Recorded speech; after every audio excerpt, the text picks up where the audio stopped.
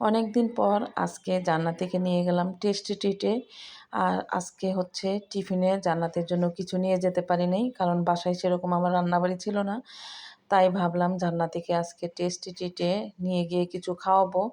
যেহেতু জান্নাতিকে অনেকক্ষণ সময় থাকতে হবে কোচিংয়ে, 4টা পর্যন্ত।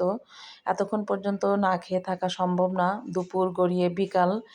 তাই ভাবলাম ওকে ওর পছন্দ অনুযায়ী কিছু খাওয়াবো। তো এটা হচ্ছে delicious chicken pizza. First time খাচ্ছে জান্নাতি। তোর কাছে অনেক মজা লেগেছে, ভীষণ স্পাইসি ছিল। আর সসেস ছিল, এর ভিতরে সস ছিল। তো ভিতরে টেস্টি ট্রিটের ভিতরে হচ্ছে জান্নাতিকে বসিয়ে এটা খাওয়াচ্ছিলাম, আর পাশাপাশি আমি একটু ভিডিও করে নিচ্ছিলাম।